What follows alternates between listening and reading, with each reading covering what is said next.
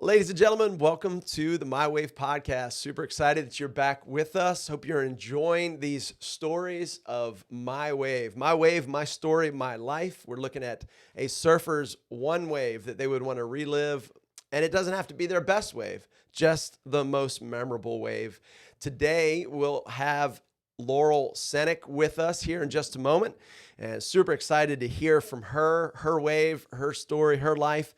But before we get into that, I want to give a shout out to our sponsor. This episode is brought to you by Sully's Archery Tag. Sully's Archery Tag is played like dodgeball, but with arrows. It's a mobile event. They bring the fun to you. Check them out at their website, sullysarcherytag.com. Also want to give a big thanks to Billy behind the scenes with Copilot Studio, and appreciate all the hard work he's put into this. And let's just go ahead and jump into the show. Welcome, Laurel. How you doing? I'm doing great. I just got out of the water. I know. I was going to say, your hair's wet. What happened? Was it raining? No, there was just some stellar waves out there tonight. It was. I got a text. Oh, it must have been about 1 o'clock. And it was like, dude, are you seeing this? And it wasn't, I think one report showed it late cleaning up. And it was, so he sent a screenshot, and there I was like, fake news. And I was like, he's like, no, seriously. So I had to go help a gentleman and then pick up my son. So I just loaded everything up and did my chores, went and picked up my son. He was like, hey, Dad, I'm hungry. I was like, we're going surfing. He was like, you what? have to earn your food. That's right. He said, is that any good? He's 14 and his voice is like this deep. Oh, wow. Yeah, it's a trip. And all he talks about is food. I can believe that. I mean, we were out surfing. We surfed for about 2 hours, and he goes, hey, Dad, I'm hungry. How tall is he? Oh, man, he's getting up there. He's maybe 5'8", 5'9", 14. Growing. He needs that food. Yeah, he does. So just got out of the water. Did you have a good session? Oh, that was fun. It was a little chilly, so I've been in Puerto Rico quite a bit. So Oh, yeah? this cold weather is kind of the bummer. When was the last trip down to Puerto Rico?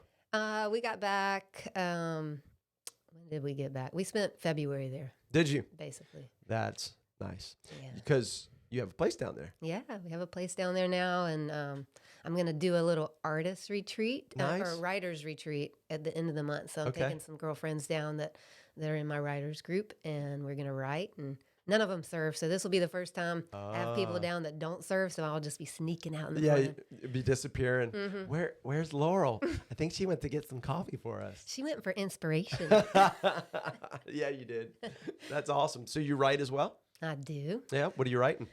Well, I am dreaming that I'm writing a fiction novel. Actually, I've written one novel, and I'm working on the second one. I'm still editing some of the first one. Okay. So I'm sending it out for agents now. Oh, right. Yeah, but I picture it being a movie. So now, that'd be cool. That would be sweet.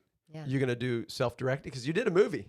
I've done a small documentary, local. So let's go back a sec. That's the first time I think I ever met you. Okay. It was at WBLA meeting. Okay. And you... Wrightsville Beach Longboard That's Club. right. Wrightsville Beach Longboard Association, which they're starting back sometime in April. Whoop. Yeah, it's going to be exciting. They already have a date for their Pro-Am as well at Wrightsville Beach. Sweet. So looking forward to getting back into that good club to be involved with. But it was outside at Katie's, and we watched this movie. What was it about?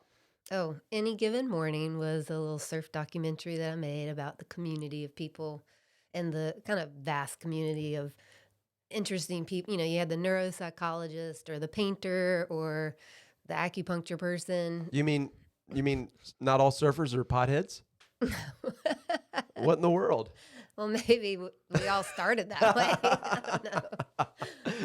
I know nothing. Yeah, I didn't mean to say that. Well, that's exciting. Now that you put that out how long ago? That was in 2009. All right, is it up on YouTube?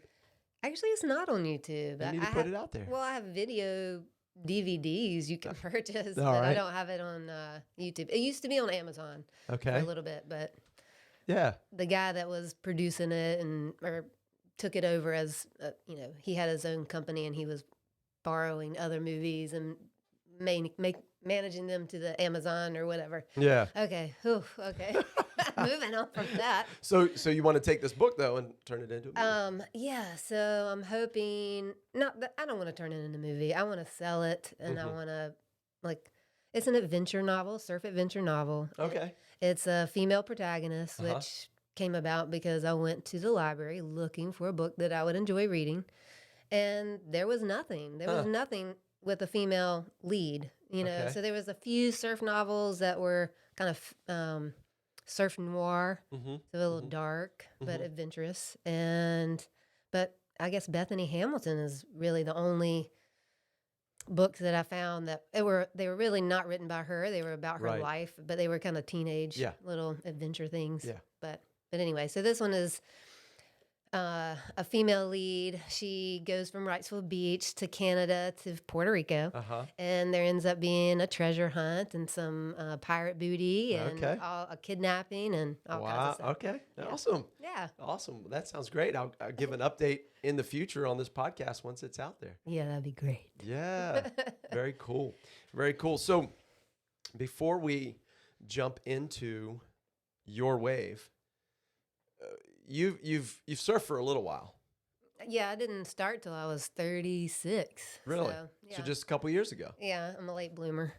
Wow. So how did that get started?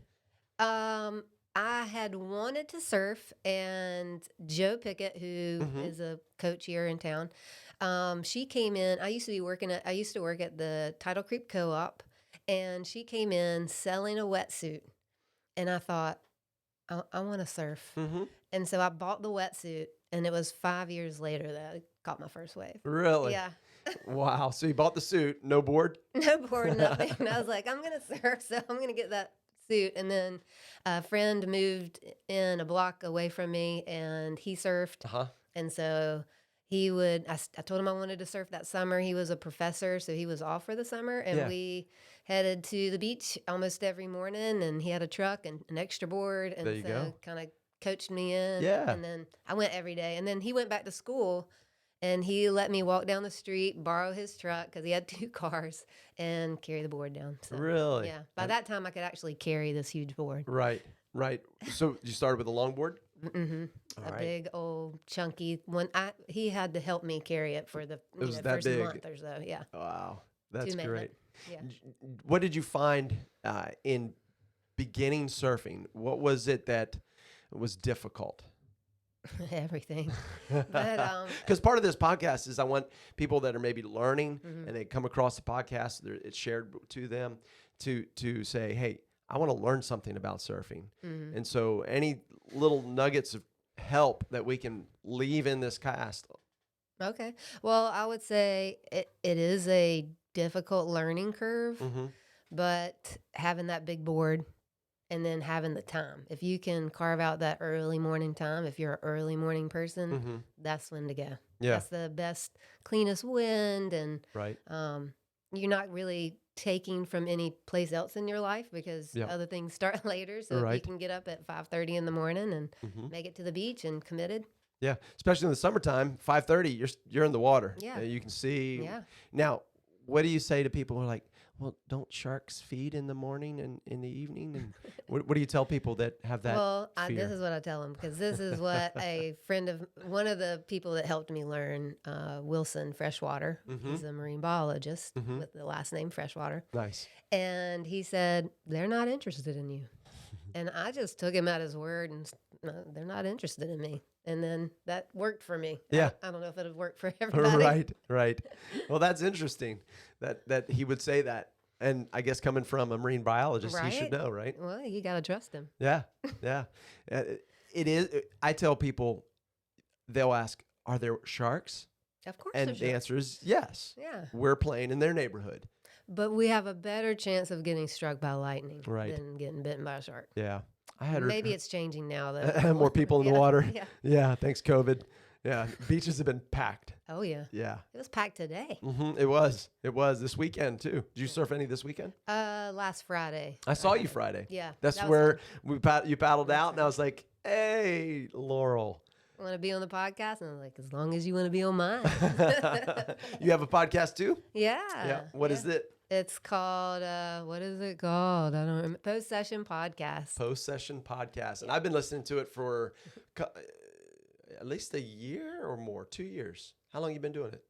A year and a half, probably. Year and a half, okay. Because I know I started out before you had that big launch down there at Fermental. Yep. Yeah. Yep. But I was listening to it, and I enjoy it. I really do. Post Session Podcast. We're Check it out. enjoying doing it. Podcasting's fun, right? It is. It's exciting. Yeah. Yeah. I feel like I'm doing a horrible job, but it's fun, you know? It's funny being on this side of the interview. Is it? Yeah, because as the person that if you're doing the interview, you're asking the questions, you kind of have all the control. So suddenly I realized, I just talked myself into a corner and I can't get out. That's good. That's good. Well, awesome. Yeah. Y'all check it out. Post Session Podcast. It's available on probably everything. Yeah. Not on YouTube though, right? Nope, not yet. Not yet. We're getting it there, right? We're working on that. Awesome. Right, Bob? Bill. Sorry. Billy Bob. That works too. Well, awesome. So, let's get to the water. Okay. Let's get to the water, get to the wave. Paddling in. Where is this wave that you want to talk about? Where was it? Okay. It was in La Saladita, Mexico. Really? So we flew into Zihuatanejo, which is really fun to say. Yeah. Yeah. Zihuat is kind of the slang for shortened. West Coast, Mexico? Mm-hmm. All right. And then we travel up to Ixtapa, and it's probably 20 minutes from there. I think Ixtapa is a tourist area, but where we were is like you just pull down this dirt road, and you end up in a little village area. Mm-hmm. And it's a pretty, I think, famous left break. What's it called? La Saladita, and A little salad? No. Maybe. I don't know what it means. But it is a paddle out is going to take you 20 minutes. Really? Yeah. Is it? If you take it casual, if you are jonesing to get out there, 15-minute paddle out. Is it because it's super far out? It's super far out, and it's a super long ride. Wow, really? For all you goofy footers. Are you goofy foot? I am goofy foot. Well, this is where you want to go. You're not goofy foot though, right? No. No. But you know what? I think I'm super comfortable on my backside, which is the left foot, because I went to Mexico twice. Mm-hmm. To the same plot? To the same place. So you're only going left. Huh. And you just go left, go left, go left. Right. No, not right. Yes, not right. My son spent 6 months in Jeffreys Bay, South Africa. And so he's goofy. And so he came back from that 6 months pretty strong on his backside. Yeah. Yeah. And so for those of you listening, backside means really your backside is to the wave. And so like I'm goofy, so my left foot's back, right foot's forward, and front side is going left. But backside for me is going right, where Laurel's the other way. Well, and a lot of people, would prefer to face the wave because you can kind of see what the wave is doing. Whereas backside, you're looking over your shoulder, and it's fun too. It is. It is. Yeah. So La Saladita, Mexico. With long paddle. Who were you with? I was with the longboard club, Wrightsville Beach Longboard. When was this? I missed that trip. Yeah, it was pre Kyle. This was probably around 2010. Really? Yeah. And we went twice. So let's see. The first time, Billy Curry went on that trip. Okay. And he was kind of, I felt like, he's in there. I'm going to watch what he does. This guy's in the Surfing Hall of Fame. Yes. So there was a big day, like right when we got there. Which is really, I'd like to start a trip kind of medium wave and work my way up. Right. But it was big, but they were calling me into the wave. So. Oh, man. Yeah. And that's where this wave was? On that big day? On that big day. How long you've been surfing up to that point? Like a year and a half. No way. Yeah. No way. So you're getting paddling out in big conditions. Yeah. A year and a half in. Yeah. Some people would say, foolish. What are you thinking? And so could you pass on some info about this little idea of know your limits? I might not be able to speak to that. Because we're as surfers, we want to push our limit. Right. Well, now for that year and a half, I was surfing every day. Right. And so even though I did start late, so I think it did take me a lot longer than it would have a 10-year-old to like actually ride the face. And I had gone to Costa Rica before Mexico. Okay. And got to do a little bit of surfing somewhere else, like on a West Coast. Actually. Yeah. And then I just felt comfortable. That was kind of like my little surf film was all about the cool people that I surf with, and a lot of those cool people were there. Okay. And so I felt really comfortable. It kind of felt like, oh, well, I've got my people. Right. And they were encouraging me to paddle. And one thing interesting I think about that La Saladita wave is, you're paddling and it takes that moment of you're looking over what looks like to be a cliff. But when you pop up, it was pretty, not soft, but it was fat. Yeah. And so you had this nice, when you popped up, you weren't falling into a cliff or a huge barrel. It wasn't pitching. No. Yeah. So what kind of break was this? Was this a point break or was this sandbar real far out or what? Left point break. Okay. So you could, when you paddled out, you could paddle out to your right. Okay. And usually avoid some white water. I mean, there would be those swing sets that would move you. Yeah. So you paddled out and then paddled up. Paddled up and over. To get to that point. Yeah. So it was this WBLA crew. Friends. Yep. Were there other people out there that day? Yeah. So I did get yelled at on that trip, I remember, from a lady from La Jolla. I've had a thing about La Jolla since then. But she was just real. I mean, obviously after a year and a half, I wasn't great at the look. And on a point break, everybody's going from one direction to the other. Right. And you had to look. Yeah. But so what do you mean by look? So that's the look. So you're paddling for a wave. You want to look and make sure no one's coming at you and already on the wave. So that would be, they would have priority for the wave. And I should not go for it. So there's this surf etiquette that's part of the learning curve as well. Oh, yeah. And so if you're paddling for a wave, Sometimes you have to towards the peak. Yeah. And the peak is where the wave is breaking first. And the person closest to the peak has priority. Yep. In most given circumstances. There's so many little details about it. Right. So makes sense. Look, so that way you're not dropping in on them, messing them up or injuring them or injuring yourself or dinging up your boards or anything like that. Well, I'll say a side note about this person from La Jolla is that, I didn't cry, but maybe I did cry. I might have cried. She really kind of made me feel bad. But then the next day I see her out with her kid and she was screaming at them. So I was like, heartbreaker. Wow, that sucks to be that kid. Right. Right, because you felt it you felt the wrath on one wave. Yeah, and I'm a stranger. I don't care what she does the next day. Oh, man. Yeah, that's kind of sad. Wow. So it's bombing this day. How big? I'd say it was 10 feet. No way. Yeah. And you said it was a fatter wave, so it wasn't barreling, pitching, or steep drop. It was. Well, it looked like it was going to be a super steep drop, and I think when it is fat, when you're paddling and you're looking down, it looks like you're going off a cliff. Yeah. Or it did to me.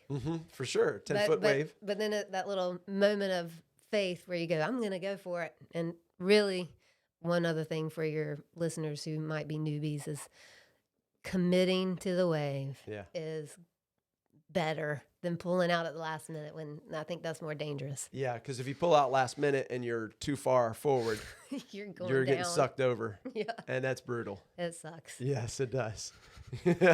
Especially when you're sitting on it. Yeah. And you ever had that happen? Yeah. I'm part of the learning curve. Actually, this wave that I'm going to share is actually, you said memorable. You didn't say like that it had to be a positive wave. So. Okay. No problem. We've had a couple of those. Bring it on. So looking over the ledge, you take off? So this particular wave, I was paddling with another person that we'd come with. I can't remember his name now, but we were both paddling for the wave. Okay. I go for it, and my board slips out of my hand, or somehow I get separated from the board. Oh, no. And so I go underwater, and the wave is so big. Well, I'm just spinning like a top underwater for a while. Then, another tip for your listeners is don't panic. Just relax. Once the tumultuous stuff stops, that's when you want to like use all that energy to get to the top. Right. So I'm spinning and spinning and spinning, and it's starting to go, something's not right. Right. I'm I'm not coming up. Yeah. And it turns out that the other guy had caught the wave, and my board had somehow gone in his leash. Oh, no. Yeah. So the wave was so big that he could not feel that he was dragging me and my board behind him. But it was on his leg? The board had gone between his board and his leg, in the leash. So, or gone in the leashes had done this. Yes. Oh, mercy. Yeah. So I'm spinning like a top, and basically getting drugged down. Yeah, I'm just getting drugged down the line, and I'm thinking, it's the white water still holding me down. I don't know. It could have been some supernatural force that kept me from panicking until I did panic. And it also, the person told me later that he couldn't feel it, but eventually my board crept up and tapped him on the ankle. Oh. And he was like, what was that? And he didn't see anything. And my board came up and tapped him on the ankle again. No way. And he was like, oh my God, I think I'm dragging Laurel. So he bails off the wave. Yeah. And then, I can come up. And he said, I wasn't sure if you were going to come up. Oh. Yeah. So, and, about that time, by the time I was able to come up, I was panicking. Of course, I was out of air, and then we had to, we were inside. So we had to get tumbled a little bit into the white water. Yeah. And so inside means I'm inside the break area. The water breaks. Impact zone. Impact zone, foam, everything. Yeah. Outside is where it's calmer, quieter. Yes. That's the name of my first novel, though, Foam. Foam? Yeah. All right. So, of course, I did, wanted to go in, but I paddled back out. Right. And I rode another wave along one, a good one, but that one is not, I can't remember it. Right. I remember going in proud of myself that I went back out and rode another wave. Yeah. Yeah. I don't remember it at all. Was that the only other wave you caught? Or did you catch just that day, many? that evening? That evening. So we had that happen, and then the wave in. Yeah. That was it. Yeah. So what was going through your mind? As you experienced that, you're brave enough to go back out. Don't remember it, but you did it. Yeah. As you look back on it, what impact did that have on you? Well, I would say part of me learning to surf late, and maybe something in that experience would be, I'm competitive a little bit, and I don't like to get whooped. So that was probably what propelled me back out. Okay. Don't want to end on that That competitive note. spirit. Yeah. Yeah. And same with learning to surf. I think, you get whooped by the waves quite a bit. Sure do. I mean, that's kind of maybe the norm. But there are those days that you just, that's so good, and you catch so many fun waves. Yeah. But in the beginning, it's mainly getting worked. Yes. Yeah. So for those out there learning, stay at it. Stay at it. You're going to take some poundings. You're going to have some mouthfuls of water, lungfuls of water. Yeah. I got pounded today. Yeah. Just on the sandbar. Yeah. The paddle out, it was shallow. Yeah. I mean, I don't know what time low No, tide was. it was probably higher tide. It was this evening. Yeah. So low tide, I think, was around 4 or something. I could touch the bottom where I was stuck for about 10 waves. And I had the hood on, so I had to pull it off because I felt like the hood was choking me. I thought it was strangling me, but it wasn't. Yeah, that claustrophobic. So you feel claustrophobic at times too? Yes. I hate hoods. I have a friend that lives in California, Long Beach. Poor guy. I know he's had it rough, Long Beach. But I've flown out, surfed with him, and the conversation is: would you rather have consistently good waves but have to wear a wetsuit all the time, most of the time, or have inconsistent waves and be able to board short. No brainer. Which one? Board short Board any short. day. I'll take the warm waves, but Yeah. ideally you travel to where it's warm. Right. The endless summer would be the ideal. Right. So where have you surfed around the world? I mean, because you have us here at La Saladita, Mexico. La Saladita, and got to go there twice. The second time I had Tony Puente went with us from the WBLA. He would be a good person to podcast with. Yeah. And we did a fundraiser for the locals there, and since he was bilingual, he got to kind of lead it sweet. off. But I went to Costa Rica with some missionary friends. They didn't surf, but they set me up with somebody so I could surf. El Salvador, which got really sick there. Oh, no. Food? It was a bummer. I don't know. It could have been the bird flu. I think some people were sick that went with us and gave it to me. And then Don had the other thing that you get in third world countries. And Don's your husband? Yes. Yes. Does he surf? Yeah. Does he? I taught him. Oh, so he started late too. Yeah. Yeah. And you got to teach him. Yeah. Yeah. And I knew he was a good guy if he was willing to kind of learn from a woman. But, let's keep going. Let's keep going with places you surfed, and let's do the whole the buzz phrase now. Let's circle back, and then we'll see if we can catch up on a couple of things. And then Puerto Rico, I went for the film festival with Any Given Morning and fell in love with it. So Don proposed, and we got engaged, and so we honeymooned there, and then we went every year since. So Puerto Rico has been our spot. Yeah. And there's so many good waves there. There are. We're actually heading there in a couple of weeks. Ooh, me too. When are you going to be there? April 5th through the 10th. Okay. Yeah. I'm going the 27th. Okay. 31st. Nice. Yeah. Nice. Yeah. So we'll be down there. If you need us to take anything, okay. swing by the house, check on it, or whatever. We'll do that for you. Thanks. So Puerto Rico, anywhere else? Well, on the West Coast, been to San Onofre, Malibu, Huntington Beach, Scripps Pier, La Jolla. Oh, okay. Did you run into your friend? I wish I could have. Might not have done the Christian thing. Right. No, right. Just kidding. I hope her kid's doing okay. Yeah. How old was the kid? A teenager. Okay. Yeah. And then, so anywhere else?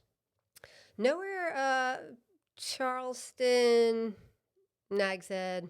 That's it. Okay. Yeah. Very good. Very good. You got any future plans to go to other surf destinations in the world? I think we settled on Puerto Rico just being our place. And so they do have consistent waves pretty much from hurricane season through March or April. Yeah. So it'll be, that's a good length of time. It's always 80 degrees. Yes. 80-degree water. Yeah. I mean, yeah, it's a reef though. You got to be, that's tricky. Right. Billy was over there shaking his head. He just went with his wife and little one. But off air, I need to sit down and talk to you. So we're going to probably surf from like Middles all the way down to like Ruins. And I don't know if we'll make it down, because what we're doing there, we're calling it the Surf and Serve. We're going to go down and work. We're going to surf in the morning, and then we're serving Youth for Christ camp there on the west side there in Aguadilla. And we'll be doing construction and do they yard probably work. Still have Maria damage? Is that what you're? I'm not sure. They just recently bought it, and so they're trying to fix it up to get their summer programs up and running. Cool. Yeah, so we're gonna go down. I think there's like 23 of us that are going, and so we're gonna surf in the morning and then get to work. I hope you're not all gonna show up at the same break. No, we do have 2 vehicles, and I don't know if we want to swallow breaks like that, but just to get with you about some of the spots and some of the things to look out, keyholes or whatever that we need to learn. So we'll get our maps out. Yes. We'll draw it. Check. There you go. So Don surfs. Now whose truck is that? I mean, we're married. True. What is his is mine, and mine is his. True. So I'll say he was going to quit his job. He gave his notice in March. Okay. And last year. And actually they were going to get rid of somebody above him. And so they said, how about hang around for, we'll honor your, I think he gave a month or something. And then 2 weeks later, lockdown, quarantine. Oh, yeah. Not a good time to start a business. But anyway, we had bought that truck thinking, because he's a landscape genius. Our yard is like the Garden of Eden. Wow. And so he loves doing that. So that was going to be his thing. But oh, yeah. I don't know, with the person above him that actually did leave, that was kind of one of the things that was making him miserable. Yeah. So he's staying at his job. So now it's the beach truck. There you go. Yeah. It's beautiful. What year? 72. 72, yellow and white. Interior's redone and everything? Or is it? I don't know if they're redone. They're not. They don't have holes in them. Is that? Hey, for some to be 72 and have no holes. Right. That's good stuff. Yeah. So it's just a little bit younger than us. Yeah. That truck turns heads as you drive.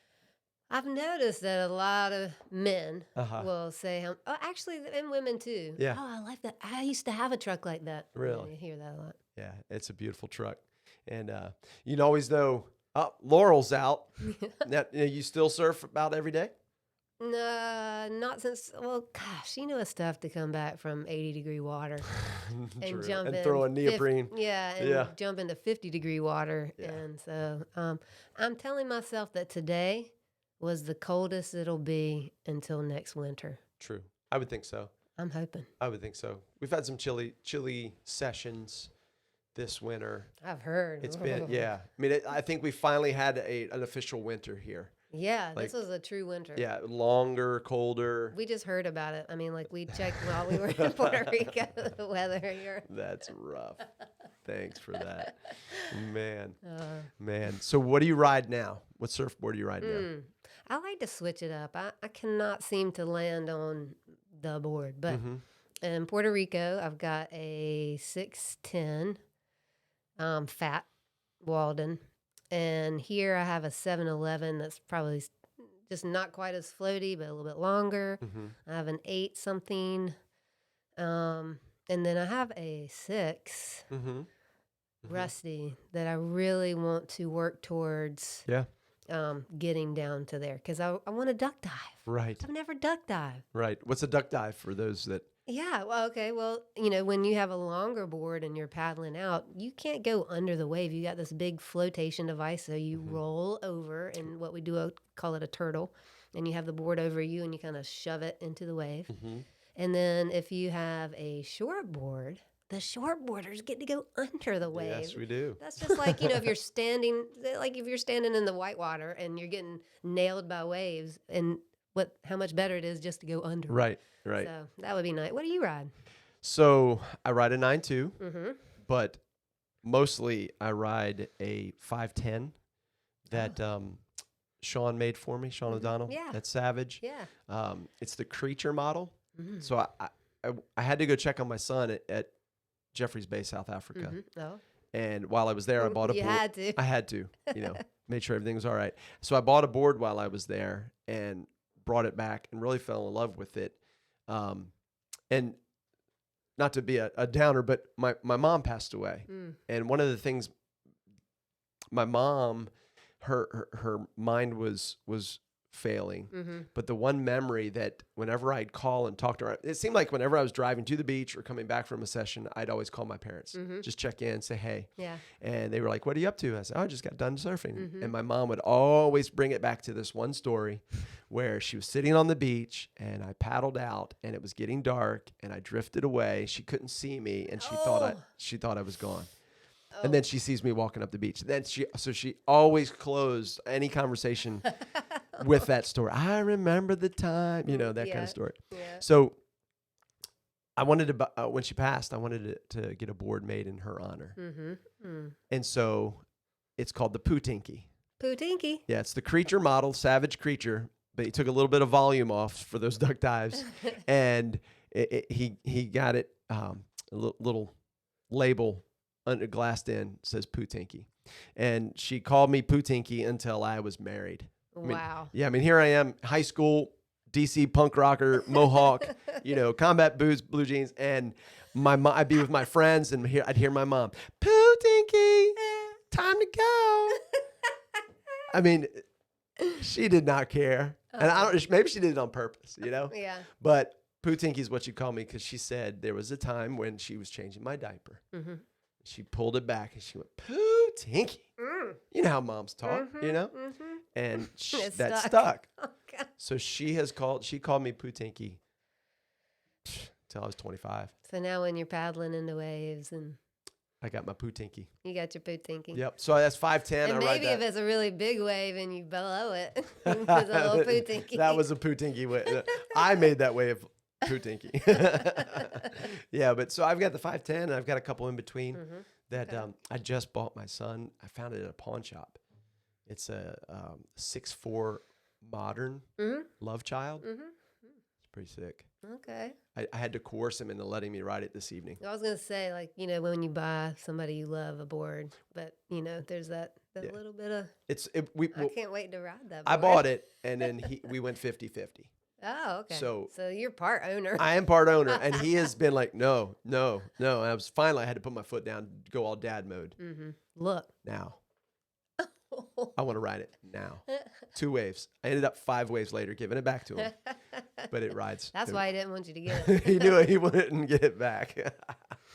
But no, that's it. It's a nice little board. So Laurel, yes.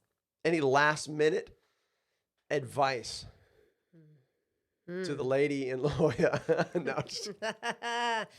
Oh man, I hope your kid turned out okay. No, I would just say to newbies, man, just go out at sunrise. You'll be hooked. Yes, you will. Yeah, it's just gorgeous. Yes, it will. Yeah, you can't beat a sunrise coming over the ocean, and especially sharing it with friends and good waves. Hey, is Surf Church back on the beach? So Surf Church, we will go back outside under the pier, Crystal Pier, Good Friday. Evening. Okay. And then Easter Sunday, we'll be back out on the beach. Oh. And then out on the beach the rest of the... Cool. So we may fight a couple of cold mornings early on, but yep, we're going back outside. Nice. Yeah, so we'll see you there, 7:30, Crystal Pier. Hey, and before we wrap it up, Laurel, did you know the Bible talks about surfing? Did you ever read that? Where it says walking on the water? No, not with Jesus walking on the water. No. Talking about in Psalms, because then the waves... wash over me? No, okay. Not then. Well, I know I'm a little worried about the whole heaven thing where there's no oceans. Yep. Don't go there. A little worried about that. The glass, the sea glass. Maybe there's a wave pool. No. Definitely. Oh, Jesus has got something. Sweet. Right. Well, Acts chapter 27. Okay. So Paul is heading to Rome. And there's a shipwreck. Yeah. So if you read verse 44, it says they all made it to shore, some on pieces of the ship, others on boards. Oh my God. So there you have it. Dang. It's in there. And there was over like 200 people on that ship. You know that there was a couple of those guys who were like, hey, that was kind of fun. Yeah. You want to go back out and do it again? Yeah, let's do it again. Anyway, ladies and gentlemen, thanks for joining us on this episode. Laurel, thank you so much. Thank you. I really enjoyed it. Awesome. Y'all, take care. We'll see you next time. Thanks, Bill.